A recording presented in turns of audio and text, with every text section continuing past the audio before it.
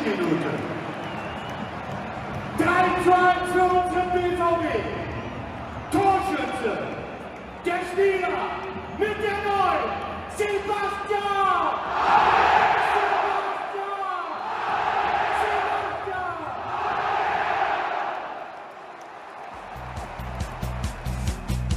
This is Marco Reus. This is Shinji Kagawa. This is Nuri Sahin. Hello, this is Jadon Sancho.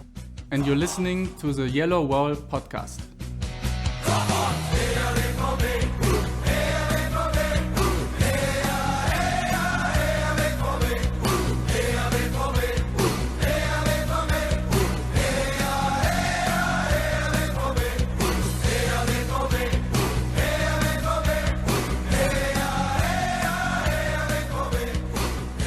Hello and welcome to episode 439 of the Yellowwwallpod. I'm your host Stefan Butzko, and today we will talk about a beautiful Saturday afternoon at the Westfalenstadion, and we will talk about the 18th home match on Wednesday in the German Cup against VfL Bochum. For all that and more joins me Matthias Zug. Hello Matthias, how are you doing? Hello, Stefan. I am doing well. The sun is shining. It's bluebird skies in Colorado, and Dortmund they just can't stop winning.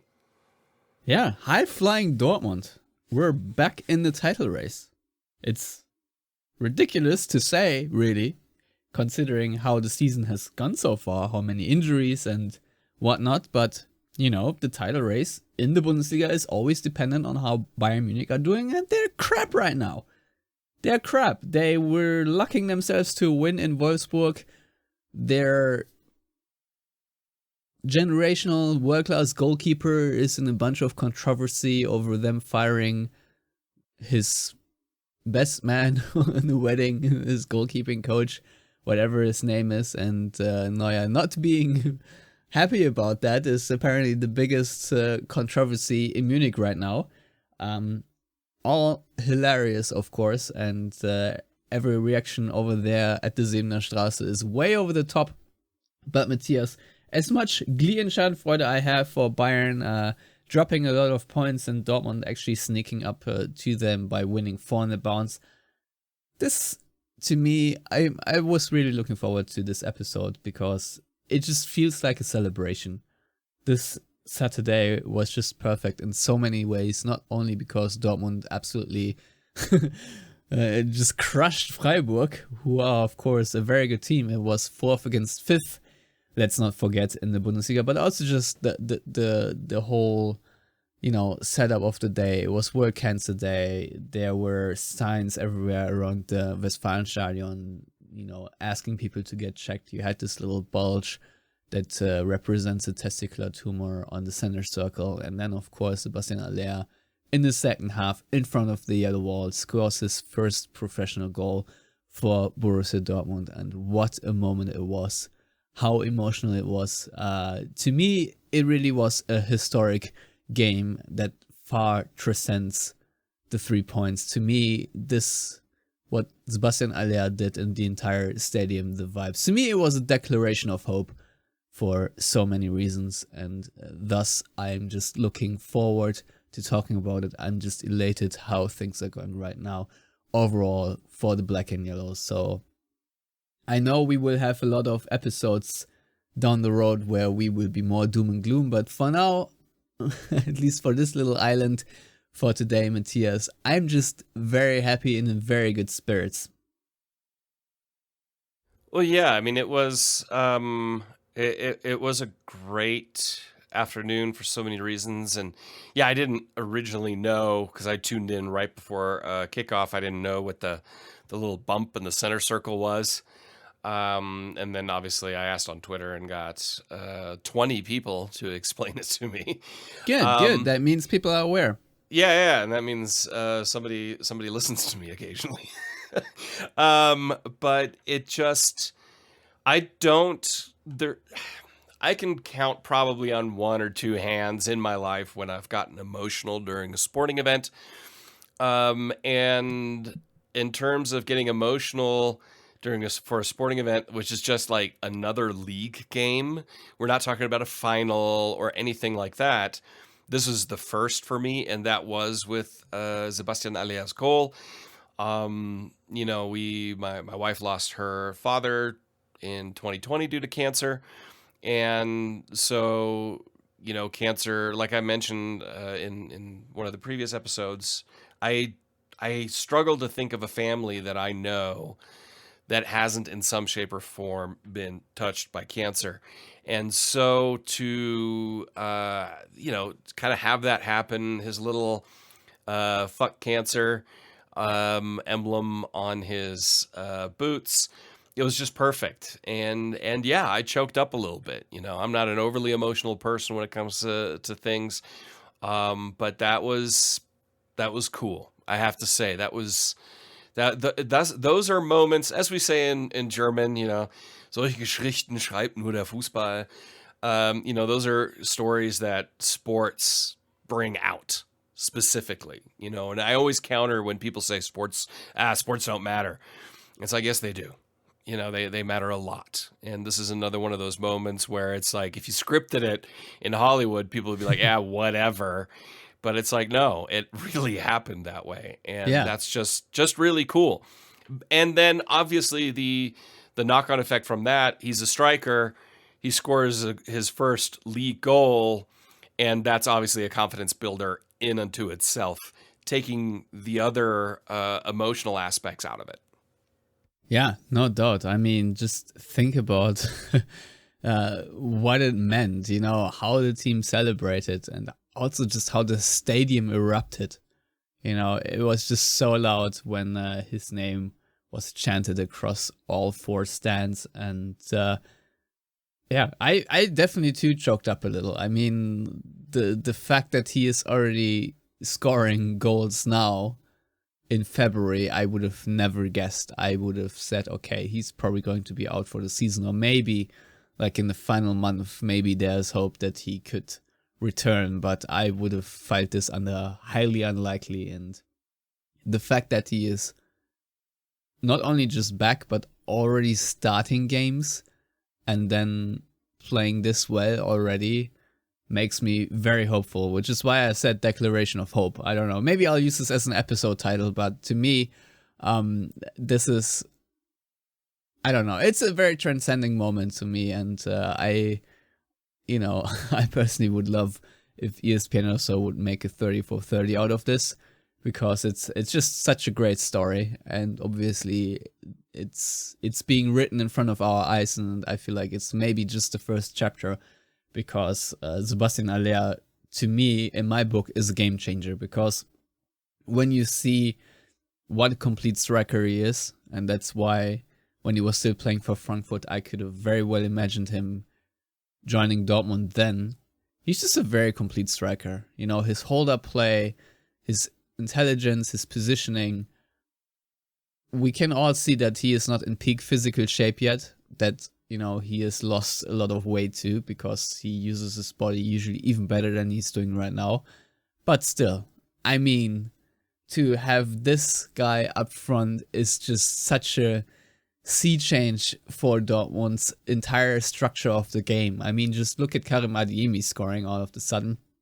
I think this is very much also down to Sebastien Haller and the way he opens up space for other players. I mean, the first goal that Adeyemi scored very much was the Haller dummy in Leverkusen, which set Adeyemi up in areas of space. But we've talked about this in episodes before, that be it Moukoko, be it Adeyemi, or be it Malen, they all thrive the best if they have a striker next to them to play off of. And, Adeyemi obviously will be suspended for the Bochum game and also for the Bremen game, because he was sent off against Hanover, and he just had his fifth booking. But nevertheless, just having this confidence boost when we're talking about it, it's just amazing. And Matthias, you're saying you're not that often emotional guy of things. Understandable. However, Christian Streich's maybe a bit on the other end of that spectrum, and was very unhappy with the refereeing performance. And I think we can talk about the very early sending off of Sidia, I think his name is. And what do you make of this entire scenario? Do do you agree with Christian Streich that it was too harsh to send the player off, or that the referee weights things impartially? So, usually, I mean, I like Christian Streich. I like that he is an emotional guy. He gets invested. He's been at this club for 200 years. You can hardly understand a word he ever says. I mean, all of that is just awesome. However, he does, for a man his age, to lack self-control to the degree that he lacks over the course of his career, is problematic in my opinion. I mean, it's all about getting emotional. It's not like he's 30 years old. It's not like he's 40 years old. I don't know how old he actually is, but he's definitely north of 50. And him getting sent off, he even admitted, okay, yeah, that's justifiable in post match press conference, that he overdid it and that he lost control over himself, which he's not allowed to. I'm sorry, you just can't. That's inexcusable. Now, as far as the referee performance goes, with all due respect to Christian Streich and SC Freiburg, which is a club that I like and I respect for what they do, he's completely off his rocker. The Sidia, that could have been his third yellow already at that point. I'm surprised it wasn't, because, I mean, obviously you can't have 3 yellow cards. But, there were other incidents before. This referee was loose with the cards, and not just against them, not just against SC Freiburg. I mean, let me try to bring this up. Guerrero had one in the 5th minute already. Yeah, Guerrero had one. Julian Brandt got one because he kicked the ball away because he was frustrated. Adeyemi's yellow card, okay, I can kind of see that one. He just needs to slow his roll a little bit, even though I love his work rate. But no, it was not over the top. It wasn't, the referee made the right decision. Kylian Sidia was stupid. He was an idiot in that situation. He got a booking 2 minutes prior to that one.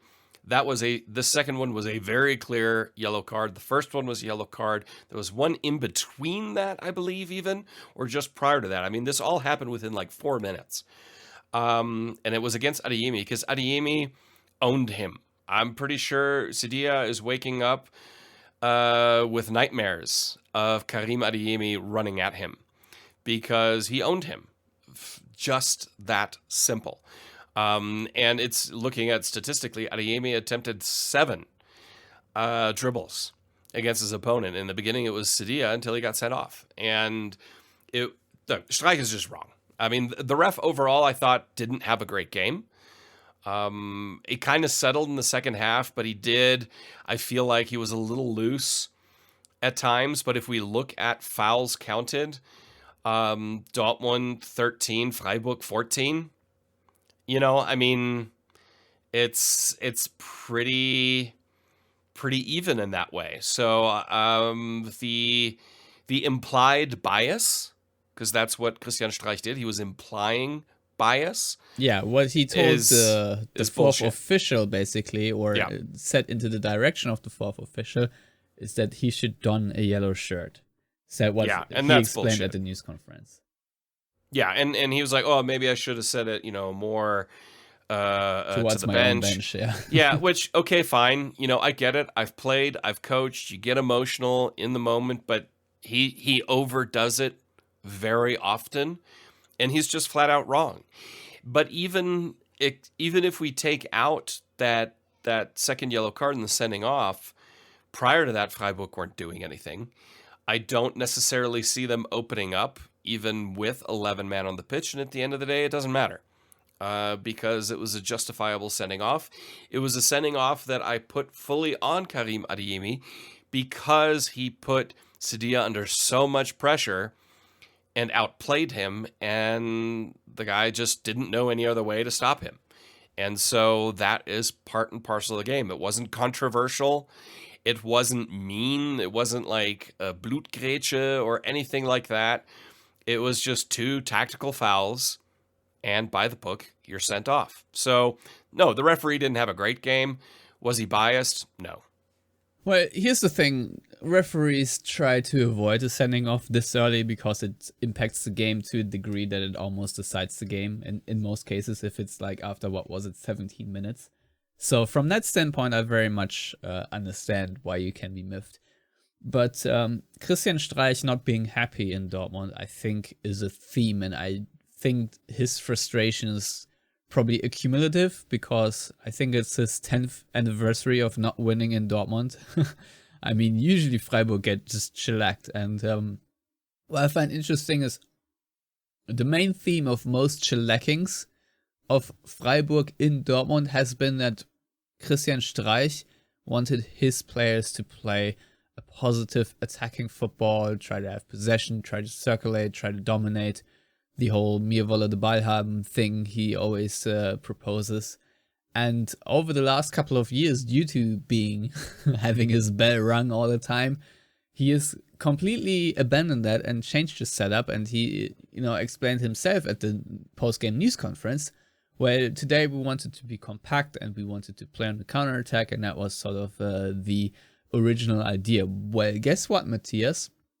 SC Freiburg are a very decent side this season, have very good attackers, and when you give them a little whiff, a little chance, they will take them, as we will talk about later. But before we focus on that one singular goal that Dortmund conceded, I just want to say how delighted I am with Borussia Dortmund dominating this game. I think it was like 70% possession before the sending off, and it pretty much continued after that.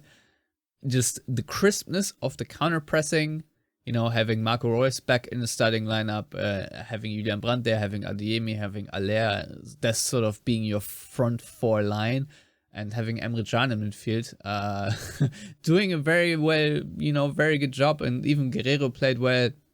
And on the right side, you had Marius Wolf playing also really well. We have talked a lot about the lack of cohesion and lack of identity. Well, if you look at the game against Leverkusen and now against the game, at the game against Freiburg, you see two instances of Dortmund pressing their opponent really well and not really allowing many chances. I mean, obviously, Bayer Leverkusen with the individual quality will always create something. It's next to impossible that they do not. I mean, even Augsburg in their 1-0 win against Leverkusen this weekend still also needed a few good saves, so I think the ball went off the post. I get it, but nevertheless, to just see the collective performance of this Dortmund side against Freiburg, who are playing a really good season, and just not letting them breathe whatsoever. Freiburg had the ball for a second, tried one or two passes, ball was gone, Dortmund had another attack. That to me is just the most encouraging thing right now, that this looks this good. Because I did not anticipate Dortmund pressing well at all this season, and to see it now, to see it work, actually makes me kind of hopeful. So I don't know how you see it, Matthias, but from where I stand, and obviously it's early and Dortmund have lost their flow and momentum often very abruptly between games, so I don't want to completely jump on the hype train, but nevertheless, these two performances and looking at development of this team overall is very encouraging. And of course, once Freiburg were down to 10 men, Dortmund even stepped off the gas a little bit when it came to the attacking directness, if you will. But obviously they corrected that in the second half. But just overall game approach to not fall asleep for the first 5 minutes or so, but to be on the throttle the entire game and not really allow anything. I mean, Freiburg had 0 corners. Dortmund had 14. I think that's one of the main stats. What are your thoughts on the whole lineup and how Dortmund approached this game? And do you concur with me that there's encouraging signs to see? Yeah, no, absolutely. I mean, if I look at just statistically, ignoring possession, because obviously Freiburg go down to 10 men, you expect Dortmund to completely dominate possession. They had 76% possession, attempting 734 passes versus Freiburg's 226. But that's to be expected in that kind of situation. But we've seen it too many times that Dortmund have labored against teams that just became a shell and just kind of did that ultra low block. But Dortmund had 26 shots to Freiburg 6. But for me, the most important stats are Dortmund had 70 progressive passes. 70. 11 from Bellingham, 10 from Guerrero, 14 from Schlotterbeck, and 11 from Süle. And 33 progressive carries. And so that, Marius Wolf, one of the leaders there. And by the way, Marius Wolf, I hope he stays at Dortmund for a long time, which is something 3 years ago I don't think any of us would have said. But those are the key indicators for me that Dortmund said, no, we're not going to be, I mean, yes, we're going to be patient at times, but it's about quick ball movement, because so many times, and it's not just a Dortmund issue, it's in general, it can be an issue with teams when the opposition does that ultra low block, is that you're very patient to the point where it's slow. Yeah, like You're Dortmund played in Mainz the first half. and looking for that perfect little pass, but with very little movement and not moving your opponent. And Dortmund created a lot of width, with be it on the left side with Adeyemi and on the right side with Wolf, and you had then, you know, kind of the overlaps working relatively well. Even though Wolf really didn't have to overlap much with Brandt, but he worked well with Brandt. Adeyemi and Guerrero worked well together. And that also allowed Marco Reus to kind of float, which I think is always kind of his best position, is when he's kind of floating. And so that progressive nature of passing and movement and carries, that was the huge difference maker. And they just tore Freiburg apart because they moved them. They kept on stretching them so effectively. And, you know, Freiburg, this isn't the Freiburg style. Freiburg style has been more on the front foot. So if all of a sudden you ask your team, unlike an Augsburg or a Mainz or Union Berlin, who always try to play, especially Union Berlin, that kind of low block shithouse football that I despise to my core. But if you ask a team that doesn't normally play like that to then play like that and a man down, it just becomes really difficult, especially when a team with the quality of Dortmund then plays progressively and switches the ball and stuff like that. And I do want to talk about Karim Adeyemi and why I think Terzic stuck with him even in so many games where Adeyemi, let's be honest, really didn't do much on an attacking sense. His work rate, because that's something Terzic talked about a lot over the last few months, is we need our wingers to track back, work and press, and when they are away from the ball, to shift inside to be that second striker. And Adeyemi does that exceptionally well, because in Salzburg, he was almost more a striker than a winger. So that is a natural inclination, whereas Brandt is more a creator. Theoretically, Malen is also that guy, but he doesn't have the work rate defensively. I think Bynoe-Gittens can be a little bit more that guy. Gio Reyna is a little also more like Brandt in that sense. So I think that's why he's sticking with Adeyemi, and it's now proving dividends. I mean, Adeyemi scoring 2 matches in a row against against 2 difficult opponents, playing very, very well. Also playing well defensively. He needs to learn to calm himself in his tackles a little bit, obviously, because the fact that he's getting a 5 yellow card match, 1 match suspension ahead of, I think, all of the defenders, says a lot, both positive and negative. Negative is his tackle form is not very good. Positive is he's getting stuck in and doing it. He's doing the work. And that is something that I think then works well with people like a Marco Reus, whose counter-pressing has always been great. Julian Brandt has gotten much better over the last 2 years at doing that as well. So I feel like what we saw yesterday, for the most part, aside from maybe right back, that's, you know, I think that'll be more a revolver in terms of who plays there, and maybe left back with Ryerson being able to play on either side. I wouldn't be surprised if we're looking at the default starting 11 for Terzic, now with Reus being back and Haller being able to start. And the one thing Terzic also talked about, for the first time, they actually have battles for positions. Training matters because you're playing for your position on the weekend.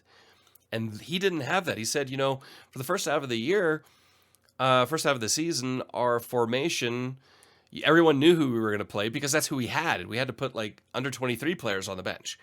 Now we actually have people, you're not a guaranteed start. And that's a huge drive. And I think that gets rid of complacency and pushes players to play more and play better. I think Rafael Guerreiro had a really good game. And everyone knows I'm really hard on him defensively. Now, granted, Freiburg didn't do anything. But if he's feeling the pressure because Ryerson is there, hopefully he'll step it up. Because whether or not he stays at Dortmund past this season, it doesn't matter. Other teams will still look at it. He's playing for a contract no matter what. And he's got some pressure now. And I think that is incredibly, incredibly important. And that's why I think players like Thomas Meunier, he's going to be gone because why? Dortmund don't really need him anymore now. We'll see. You see this pressure True. thing actually might make him better too. I mean, true, it could, but he's on the wrong side of age. I mean, that's the problem. He's the wrong side of 30 at this point. And I also think we are looking at the starting center back pairing moving forward. Because Hummels isn't really injured anymore. But if we looked at Mainz, if we looked at Augsburg, we just saw his age. And Schlotterbeck and Süle are just faster and more physically imposing now at this time. But to be able to bring Mats Hummels off the bench, are you kidding me? And players like Gio Reyna or Donny Malen, Mahmoud Dahoud did really well coming off the bench, I thought. Also, Emre Can. I know you're not a Can fan, and we all have our issues with him, but what Terzic has done with him over the last few games, especially here and especially in Leverkusen, that role has been working really well. And Can, against Leverkusen was one of the best players, and also against Freiburg was one of the best players. Emre Can He against held control. Leverkusen was an absolute key player because of the tactical switch that Dortmund did. And I have zero issues with Emre Can if he plays like he's playing right now. I have a million issues if he's playing like he's playing in the last game against Gladbach before the World Cup. Yes, of course. But him too. There are now other players pushing in those positions. Salihochan's going to be back in the next match. So I wouldn't be surprised if we see Jamie Bynoe-Gittens get the start either against Bochum and or Bremen. But you also have Malen and you have Gio Reyna. So, I mean, Dortmund have... This is the crazy thing, Stefan. Dortmund have options, and not just options. They have really good options. And now this depth is there, and I hope it can continue for the rest of the season because, right now it's feeling a little bit like the second half of the season when Terzic was in control the first time in terms of building up some momentum, building up, there were still occasional bad matches because that's just the nature of sports, but they have momentum and belief, and I think that's really important. Yeah, like I said, but again, we've been burned so many times. I do want to wait a little bit longer before I completely jump on the hype train. But as you said, there's so many encouraging signs. I mean, let's talk about Adeyemi a bit more because he not only scored his first goal in front of the yellow wall, which, by the way, was a really nice goal. It was off a corner kick routine. It was a back heel with Bellingham. And I want to say a really nice finish, composure in a very crowded box. First of all, what are your ratings on his flick that he did? Out of 10? What's the... I don't know. What flick did you like better? The one he did after his own goal, or the one he falling off the huddle? Let's say. I would say I would give that comparing it to Aubameyang. I would give that a 9 out of 10, also because watching that made both my knees buckle and my back go out. So, but he is also less than half my age, which, ugh, don't even want to think about that. I'm just glad he didn't injure himself in either one of those situations where I get it. It's cool. It's fun. It's awesome. He's young. He's excited, but let's cool it with the somersaults because, you know, let's not get injured doing something like that. Okay. All right, Mom.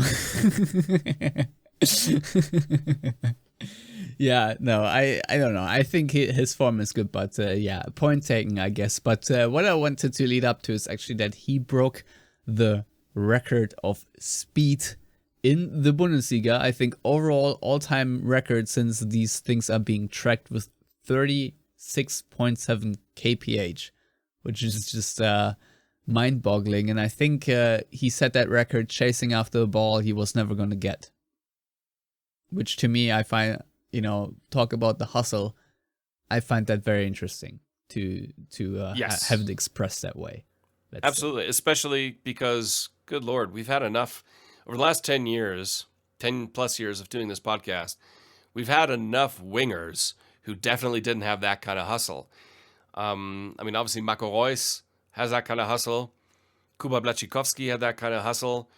But then there were plenty who did not. So seeing that, especially in such a young player, absolutely love it. Yeah, no, it's very encouraging, and of course that his first touch has improved, his technical skill, he is passing the ball better into the right foot of the teammates and stuff like that. Just the little things you notice. I think he has worked a lot and improved a lot during this little off time, and it shows. You know, I'm positively surprised. Let's put it this way, but I'm also positively surprised that Borussia Dortmund are scoring off set pieces now. And as I just talked about, the first 3 goals Dortmund scored against Freiburg were all off corner kicks. And Nico Schlotterbeck, obviously, the way he scored the opener, first of all, it had to go in because it's the curse of the X. And he had to flex on Freiburg. Admittedly, the goal and how it went in, a little bit luck was there involved. I would say that you squeeze it in the near post just between the arm and the leg of the goalkeeper. You know, but it was also a very good finish.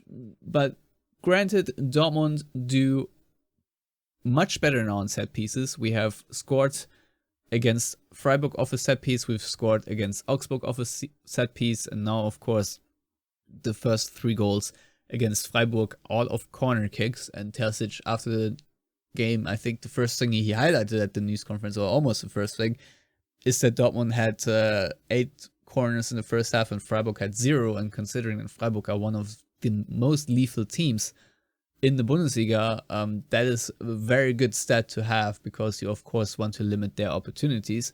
But on the flip side, Nico Schlotterbeck gave a lot of credit to Dortmund's new assistant coach Armin Reutershahn and how he is setting up the set piece routines for Dortmund and basically widening their bag, if you will, of options and plays, and you know, how you set a screen, etc., etc. So to me, this is also very encouraging because, as you know, sometimes you can just win a game with the set piece where nothing else really works. I think the winner against Freiburg and obviously having against Mainz, and obviously having Sebastien Haller in there really does help, because Haller nearly had another assist for Marco Reus off, I think it was a corner. But just what I wanted to say is that there are obviously, I want to say, 2 phases of a set piece. First, the initial inbound, where you maybe deflect the ball and then have or let's say you flick it on to another player and then you score directly off it, or you just score directly off it, or you have the second phase where maybe the opponent already clears the ball, but then you have the chance to re-enter the ball into the box. And Dortmund looked threatening on both of these occasions. And in the past, it was so that Dortmund would usually just hit the first defender and then eat a counterattack, and B, that on the flip side, they would often very much concede from that second phase of a set piece. And right now, to flip this around a little bit makes me very, very happy.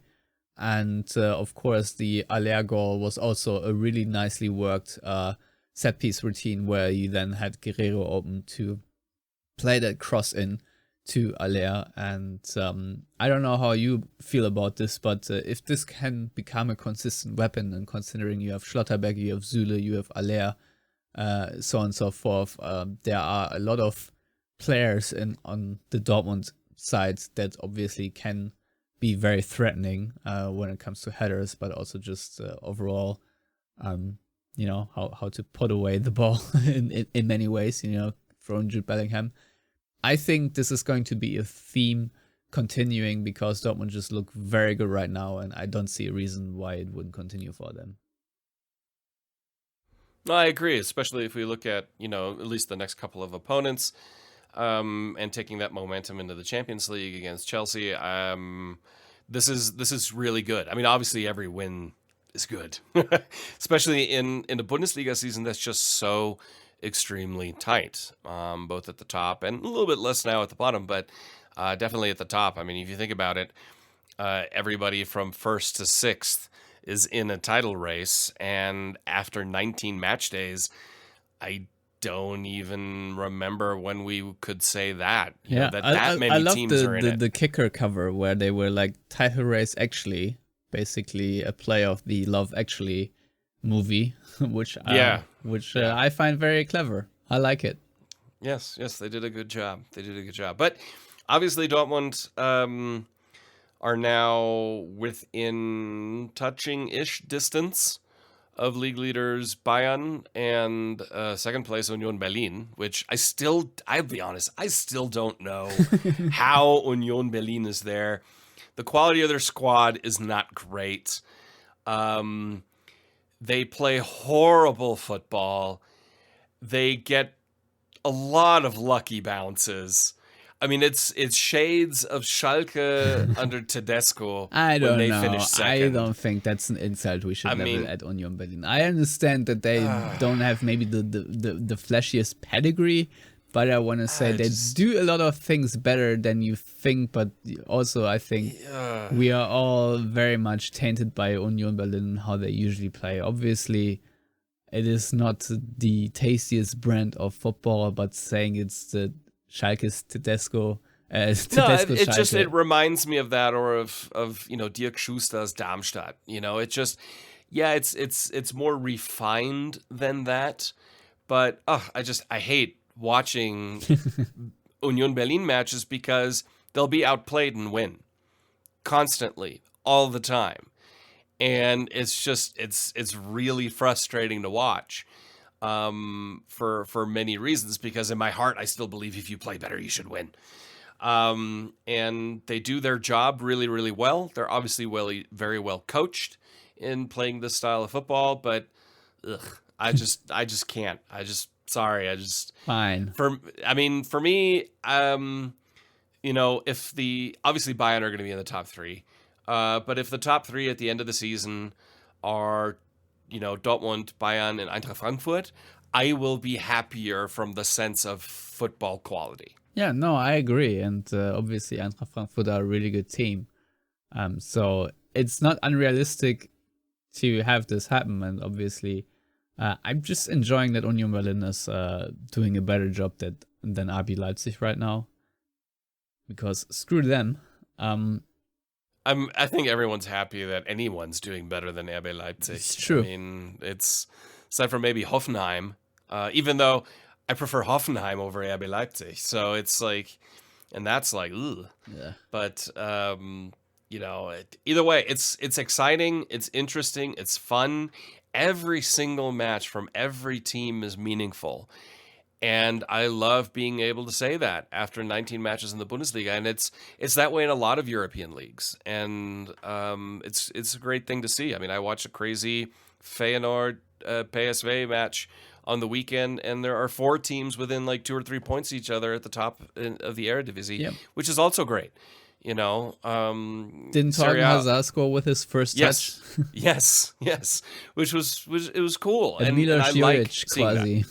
Yes, and I like seeing that. But we have a match coming up evening, midweek DFB Pokal matches just have so much trauma as a Dortmund fan. Well, I'm not done talking about the Freiburg game though. So I know, but we're talking about momentum, and if there's a momentum killer, it's these kind of games. Yeah, also away to Bremen can also be a T game. Shall not say the full word. But yeah, speaking of other momentum killers, I wanted to talk, of course, about the equalizer that Freiburg scored with Lukas Höhler. Key scene. Yeah. So, like you said earlier, you said key scene. So, tell me why, in your mind, this is a key moment. Well, first of all, it was a gift. Again, because Dortmund are just very giving, very, very giving club. We love giving other teams goals, because it's just in our nature.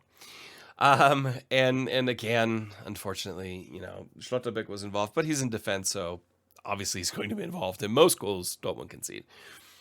But what for me was key was the reaction Dortmund showed, because as we all know, we've seen those matches where that's the first of many stupid goals that Dortmund concede in a match to give away something they should have won.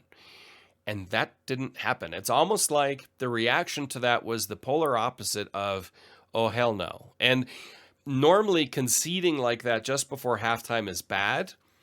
I would say it was actually good and helpful for Dortmund. It would have been worse if this would have happened in like the 55th minute or 60th minute. Because now at halftime, Terzic and his team could be like, whoa, guys, let's recalibrate. Okay, forget that. Here are the things we need to work on. Because he even talked about it. We showed some things at halftime to adjust. And Dortmund came out flying and then just blew Freiburg away. Freiburg had that little glimmer of hope. And that glimmer of hope was extinguished after 3 minutes. And so, in my opinion, it was key because it showed, I got so tired of all these discussions about Dortmund, and mentality. And even a reporter in the post press conference brought mentality up again. And I'm like, really? Now? Good question. And you could see Terzic was getting really annoyed in that press conference, which I also enjoyed seeing because he's usually such a nice guy. And occasionally I want him to be less nice. And that was just one of those situations then where Dortmund decided, no, we're not going to do this. We are going to be more progressive. Because like you said, after Dortmund scored, they were in control. They got a little slower. They kind of chilled a little bit. And that's when the mistakes happen. Not when Dortmund speed things up, which is funny. You'd think that's when mistakes happen. No, it's when they get slower, prodding, and just kind of being lax mentally when they're slow. When they're fast, they're crisper in their decision making. And I think that was one of the main things that Terzic made sure they knew at halftime. And then in the second half, they didn't stop for 45 minutes. They just kept hammering away at Freiburg. And that's why, for me, that was such a key scene. It is funny how Dortmund can just, in this stadium, build this kind of momentum. Just this dynamic we saw, and the way Dortmund piled on the pressure is just fantastic to see. I mean, SC Freiburg have excellent defenders, and yes, they have been shellacked by Wolfsburg not so long ago, 6-0. So maybe not entirely a novelty for Freiburg, but nevertheless, I personally rate them a lot. But Dortmund were just too fast. Dortmund had ideas, and Dortmund had routines, and Dortmund had automatisms, and things to do where Freiburg could not catch up. Yes, they were down a man, but nevertheless, we've seen it often enough that teams can slug it out, being down to 10 and make it really difficult for the opponent to score, which, again, I really like that Dortmund also uses set pieces now as a form to defeat that. And Freiburg's slow block, or whatever you want to call their organization, just they did not stand a chance. Dortmund was too fast, too good, too technical, and they had just joy, Spielfreude, as we say in German. I don't understand why, of all the words that Germans do and use, that there isn't really an English counterpart. or Spielwitz, also another word I would use to describe I think was it 5 back heels that we saw in and around the box. I mean the one that got Sedilla sent off. I think Bellingham sent Adeyemi with a back heel there too.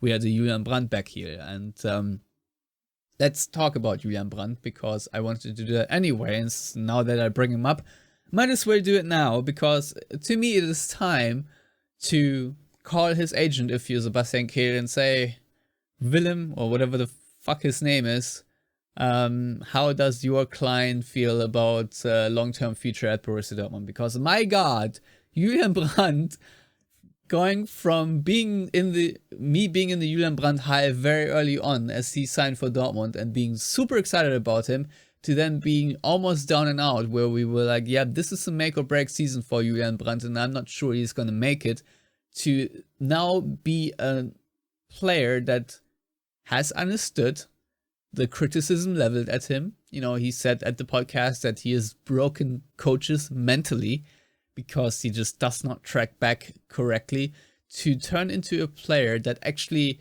plays hard, that finishes through on tackles, and that presses opponents hard.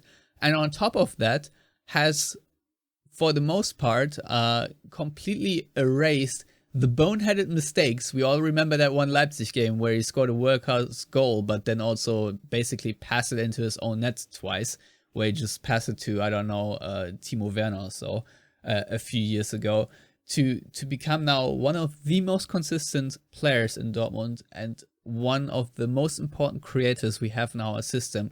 Someone that is the link between attack and midfield and just, I don't know, makes things happen, gives us structure, is fun to watch. I personally am so impressed and so thankful for this development because you have very much seen the opposite, but he has hung in there, he has gotten himself up by his own bootstraps, as we say, and I'm just very, very happy about this development. And right now he's one of the best players in Dortmund and he is one of the best attackers. And scoring how he scored that goal in the 69th minute, to have this kind of swerve ping on the inside of the post, Mark Flecken was just standing there in awe with his mouth open because there's nothing he could do about it. What a finish, Julian Brandt, to crown what I described as a world-class performance overall on that afternoon. I cannot be happier with this development and how Julian Brandt is playing and consistently playing, because I'm not just saying this because he played that way against Freiburg, where if we praise, for example, Rafael Guerreiro, yes, he played really well against Freiburg, but you cannot really point at the continuous streak of good games. Meanwhile, Julian Brandt, I think this season, for months now, if you add the pre-World Cup stint together, I want to say has played really well on a high level consistently. Very few mistakes, very important all the time, and of course has a scoring output or being an assist output. Either way, I'm just elated to have him as a player. And if I'm honest, there was one thing that always irked me about the Torgen Hazard thing, is that he was wearing number 10, because he's not a number 10.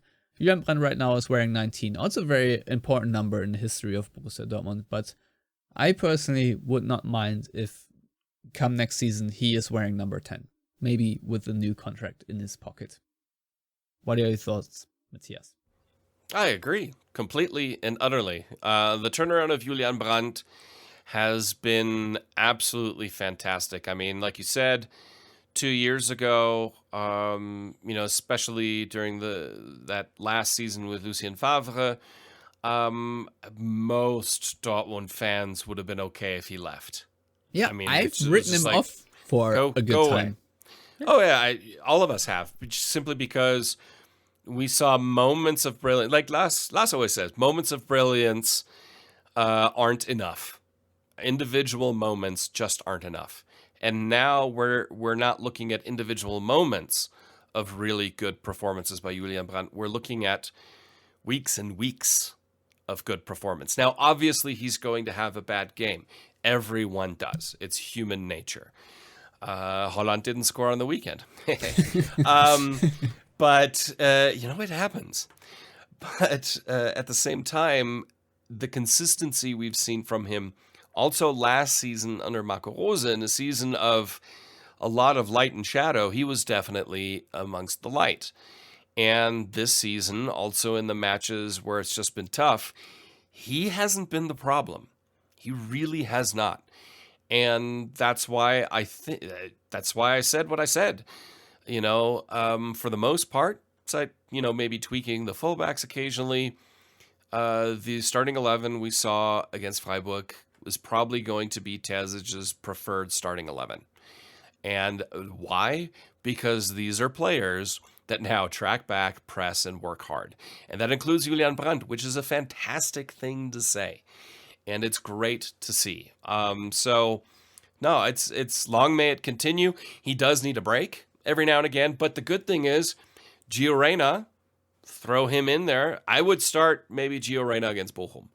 And then maybe you bring on Julian Brandt at halftime or in the second half, because obviously Gio Reyna isn't completely match fit yet. But to have that more creative wing outlet that Julian Brandt is, that also can score goals, I think that's something that Dortmund really thrives from. And that's where, now a little bit of rotation is needed, especially because, big cup tie, then another big, every Bundesliga match is big now because it's so tight at the top. And then you've got Chelsea. So Julian Brandt, absolutely fantastic. Yeah, just my compliments, kudos.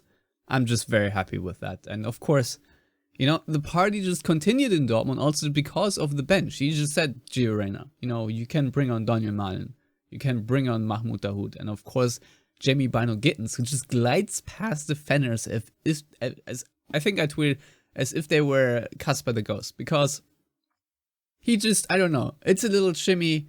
I don't know how he does it, because sometimes it just looks too easy. He just steps forward with the ball.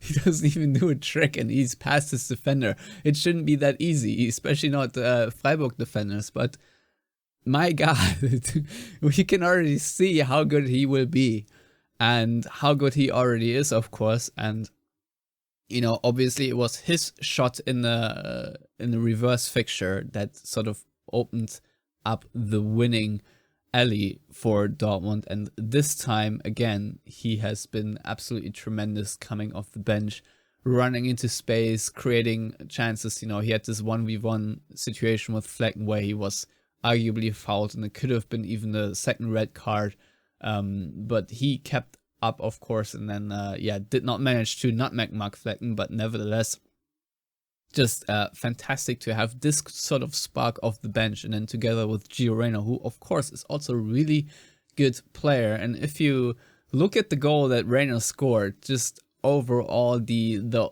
whole moment, because it came right after Bynoe-Gittens missed that 1v1 situation, but Dortmund did not give up whatsoever. You had Rafael Guerreiro, you had triangle building, and then this little neat layoff by Guerreiro, which I think was it his third assist? I think it was. Could be, yeah. Yeah, it definitely was, unless he also assisted the Schlotterbeck goal, but I don't think he did so. I think he has registered 3 assists in this game.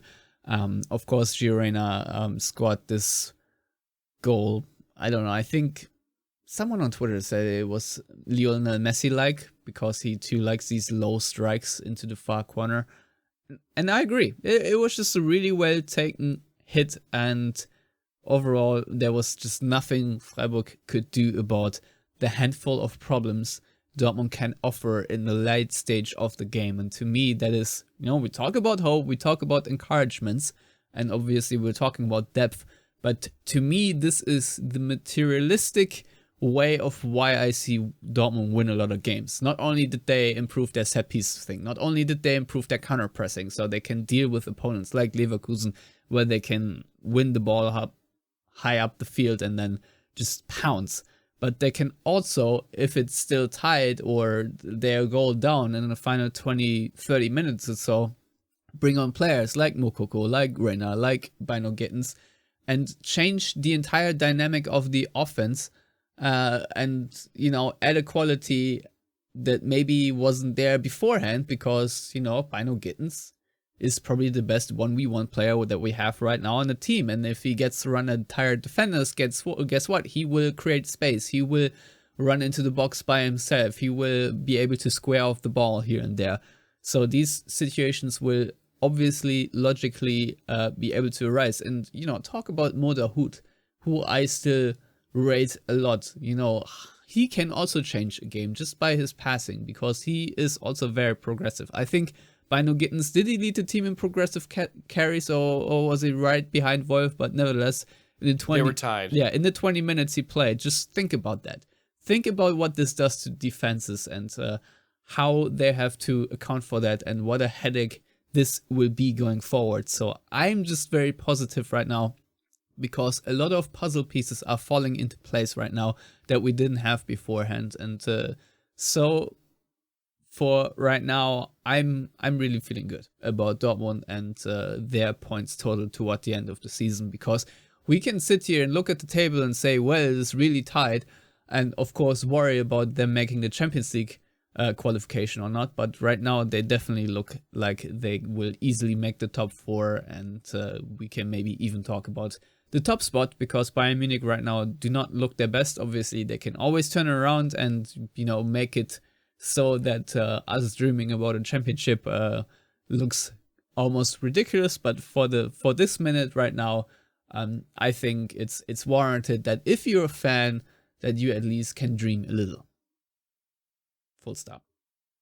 And now you can talk about Bochum. Yeah, no, I agree with you. I mean, it's nice to have hope. Yes. And that's something that's, at times seemed elusive this season, especially before the World Cup, where Dortmund, we were down 6th, 7th, and it was like, oh gosh, how is this going to turn around? And, well, it has. Partially also because other teams have dropped points, but that's the nature of the beast. All you can do is control your own fate. And if you come out of the gates with 4 wins from 4, that's a pretty good way to do that.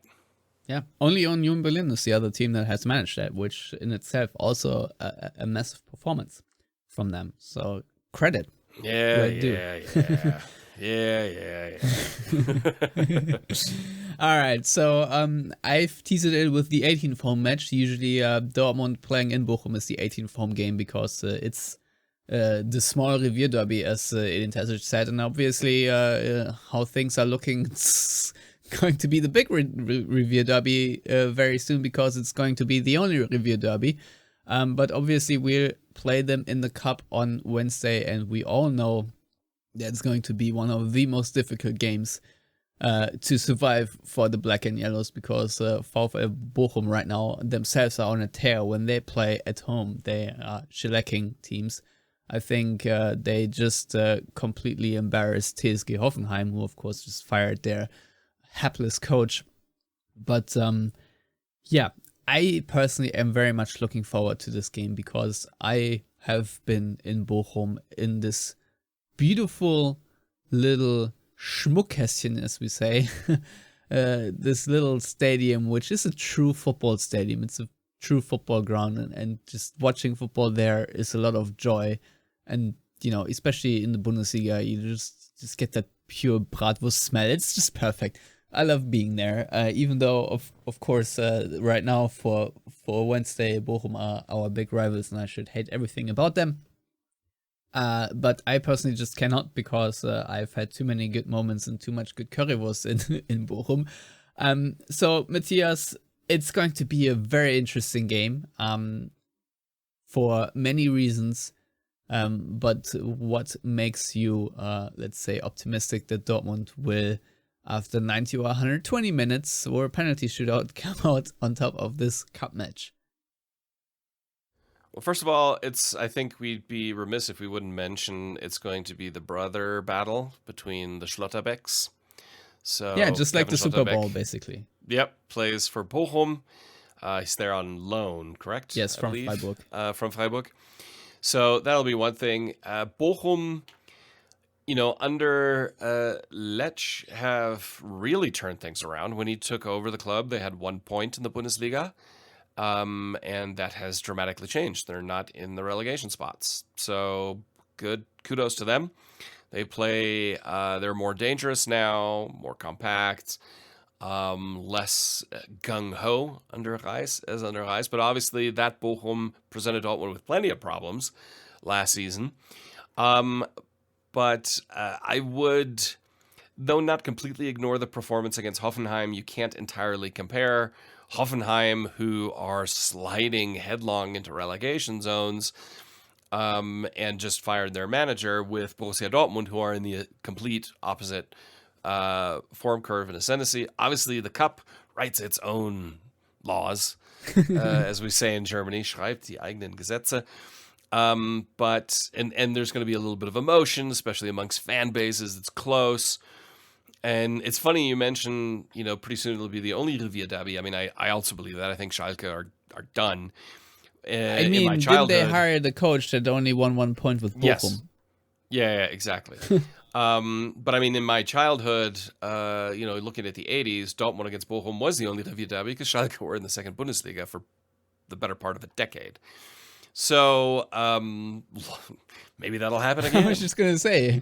So I kind of hope not, again. but you never know. No. I mean, all kidding aside, Schalke in the Bundesliga is just something that has to happen.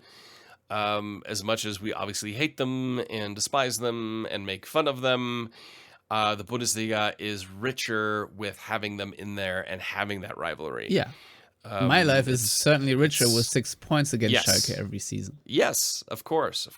And that's why I have, these little hopes that somehow Kaiserslautern manages to get promotion. But that's a different topic. As far as Bochum goes, this is a match that Dortmund have to win for many, many reasons. One, they have aspirations to advance further in the cup, where they should be counted amongst the favorites, or at least contenders for it. Beating Bochum, on paper, Dortmund are a significantly better side than VfL Bochum. But again, those midweek evening matches, and I think it's going to be cold, but it should be dry. Usually it's rainy. It's like November midweek matches are always the ones Dortmund loses, I feel like, for like 30 years. So we'll see. I mean, Dortmund come in it with confidence. Bochum come with renewed hope and confidence. It's going to be an exciting match. But I do believe Dortmund will just be quality-wise too good. They just can't do the boneheaded mistakes.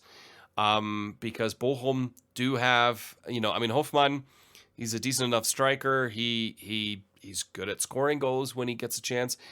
Antwi Ajay is super fast. So that's like an Achilles heel you kind of got to be careful of. It's just that counterattack. I assume Bochum are not going to try to go toe-to-toe with Dortmund. My assumption will be more like an Augsburg or a Mainz approach.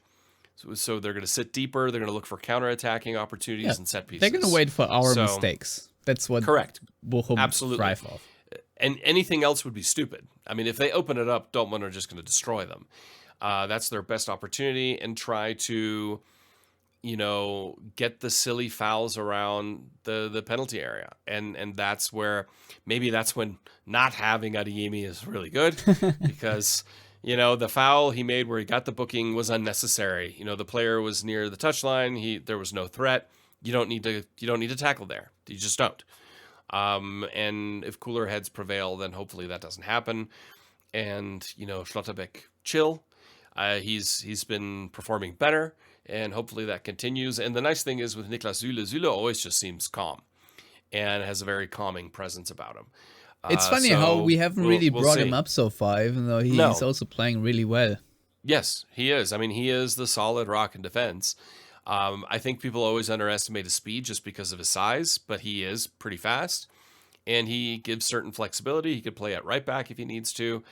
I do see in the proposed lineup for Dortmund that Emre Can is in there on Kickers' website. I disagree with that. I think we're going to see Salih. I also wouldn't be surprised if we see Mahmoud Dahoud. So you have someone who can control and be creative. I don't know if this is the right match to put Emre Can in there and just have a box-to-box guy and Bellingham paired up there. It needs a little bit of craftiness and creativity with speed, and Dahoud can do that. Well, guess what? So we have I would like to options see him. now. Yes, that's great to see. I would like to see Mo Dahoud start against Bochum, or at least get significant playing time, and I think Salihamidzic should come back as well. I also wonder if we will have Riasson back, because I think he was out. Was it a cold or something? He was definitely not available against Freiburg. So I do wonder if we will see peak Guerrero only in spurts now, because Riasson is the foot up his behind now by playing ahead of him when and if he is fit.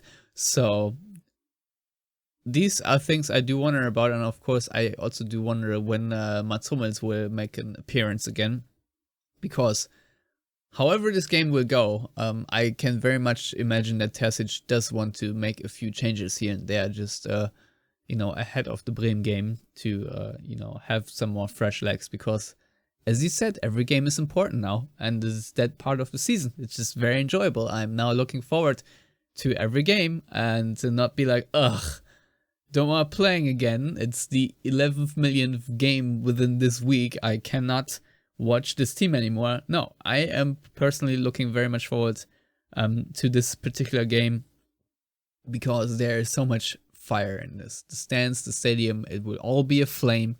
It will be burning, and I want Dortmund to come in there and say, Wurstwillis Currywurst is much better than whatever you have with Dunninghouse, so you can all screw right off and just punch him in the mouth, get a win, and walk home basically, because it's really just that close to each other. As Terzic said today, they're staying in their own team hotel in Dortmund and just drive over with their team bus for this game. So I don't know what else to say. Obviously, I assume that Manuel Riemann will once again have the game of his life.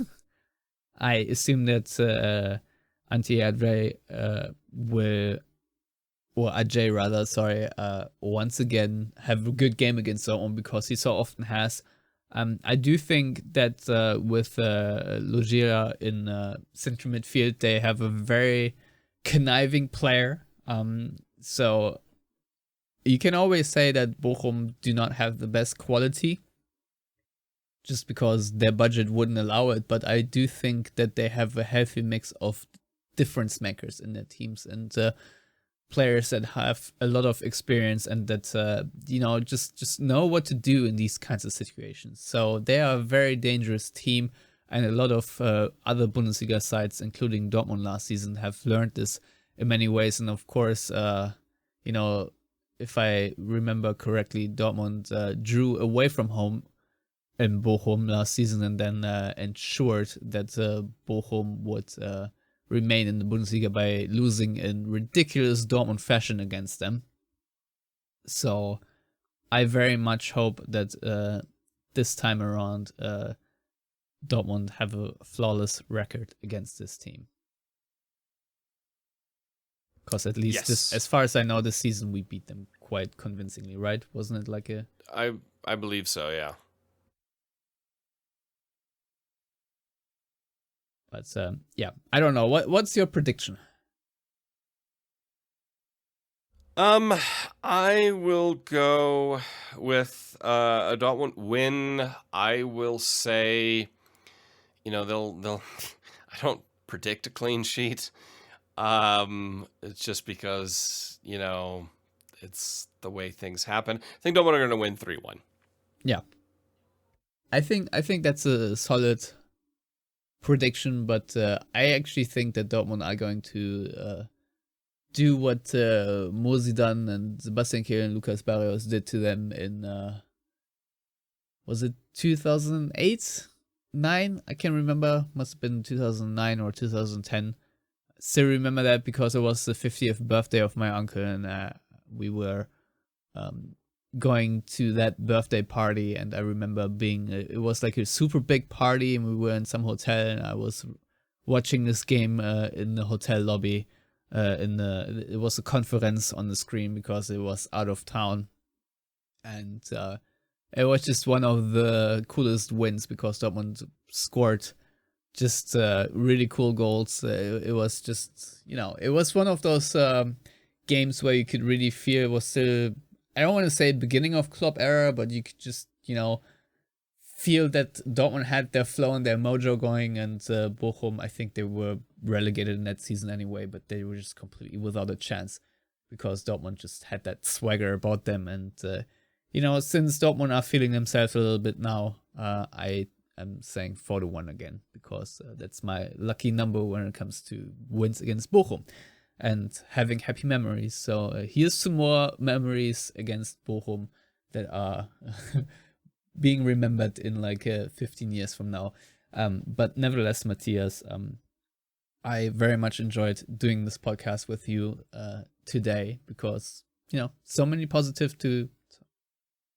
things to talk about. I do not think either of us really went on a rant for once. So that's pretty good. I mean, I do like our rants, don't get me wrong. Yeah.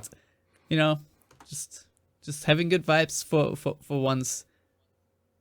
Can't complain about that. No, it's nice to be nice. At least that's what my wife always tells me. All right, Matthias.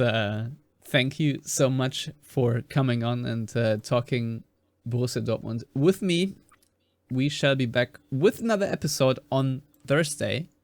I will have a new guest on this show, so we'll see how that goes. But I will also have to, I don't want to say have to be because I'm gladly doing it, but I'm on double duty today because I will be on the BVB part. We of course had a cover on last week or last time around to do the preview for the Freiburg game, and just want to give a quick tease if you want me to regurgitate everything I just said on the BVB part. You can listen to that later as well.